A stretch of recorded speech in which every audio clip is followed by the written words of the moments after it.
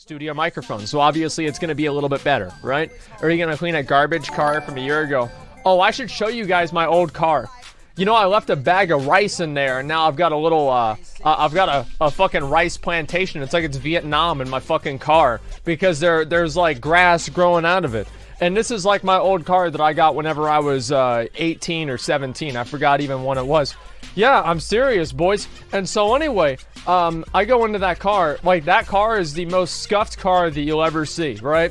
So every button on the radio is broken off except for one, because I used to literally take my fist and punch the radio whenever it would stop working. And so I would just punch all the buttons off. And on top of that, let's see. Oh, there's holes in the back seat for whenever we were throwing fireworks at people whenever we were driving around, right?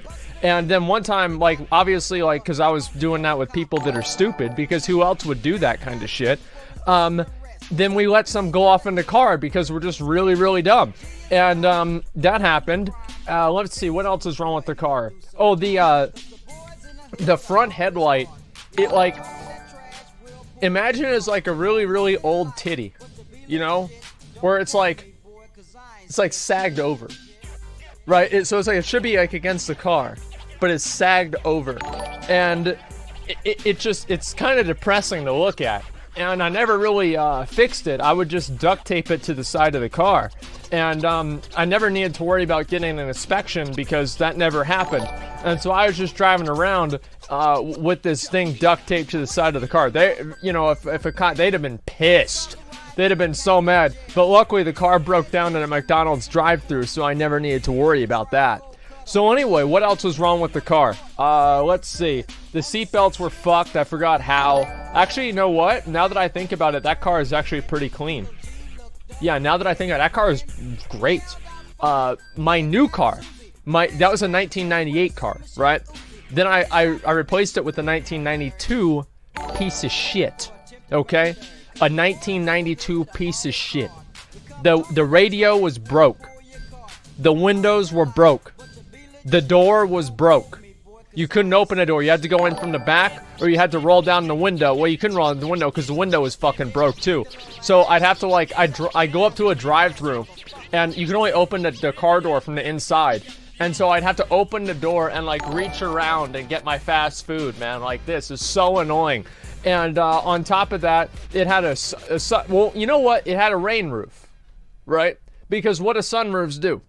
Well, they let sun in. So I had a rain roof, and it used to be a sunroof, but it got downgraded, and that was a pretty bad time. I'd go in the car after it was raining, and it still was. Let me just say that. Let's see, what else is wrong with that car? What else was wrong with the car? Use a tarp? Fuck that. Let's see. I mean, like, and obviously because there was wetness in the car, it was moldy, right? So the car was entirely moldy, and that I actually like I like the smell of mold. It keeps me alert, you know? Like, it's like if you're smelling in mold, you're ready, dude. You're ready for anything that can come your way. I'm serious. Yeah, I mean, like, yeah, try to smell a bunch of fucking mold and fall asleep, dude.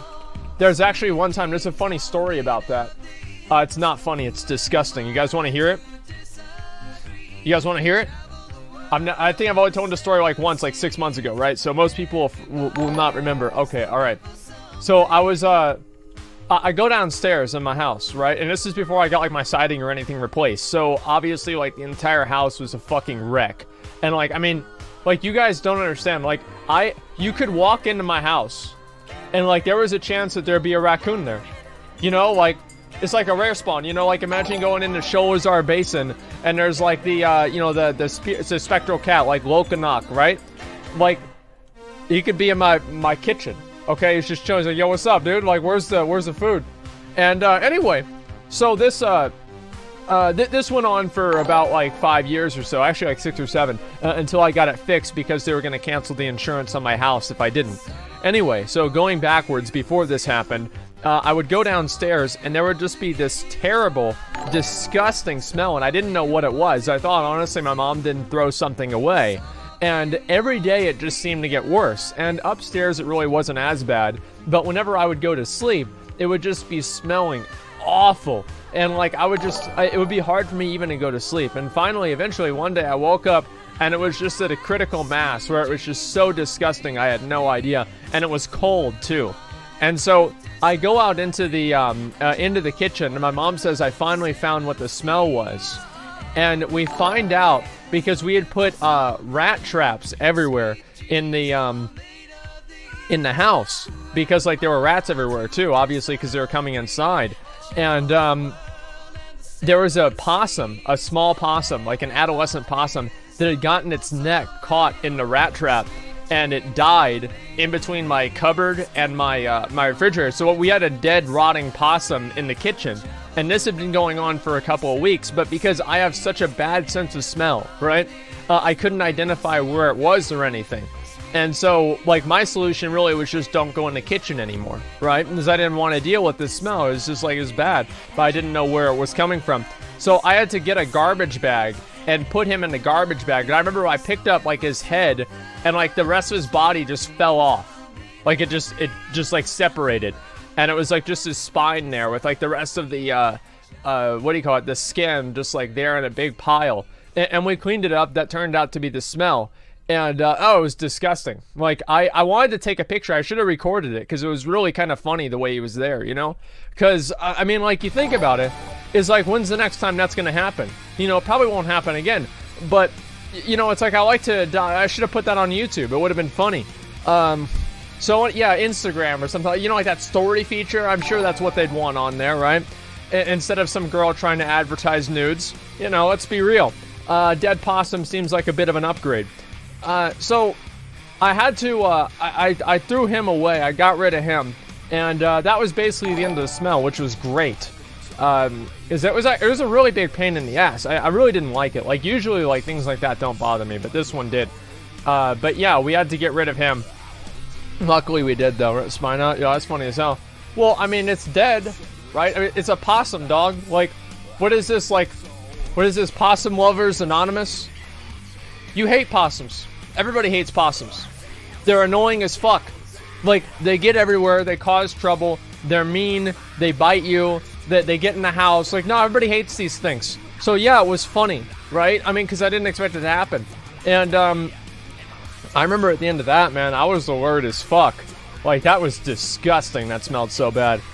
There's certain species of possums that are adorable as fuck. No, they bite, dude. Like, there was one time, like, my dad, there was a possum that kept getting in the house and was eating all the cat food. And I had to get a fishing net, and he got into the corner of the corner of the room, right? Corner of the kitchen, and I put the net over him, and I flipped him over, and he was just sitting there, you know, like, chilling, and I just take him out. I just flipped him right outside, and I never heard from him again. And he had been in the house for days, because my dad was too lazy to deal with it, because he didn't want to have to deal with the fucking possum, and the possum wasn't causing him. Oh, I can loot this guy. Okay, nice.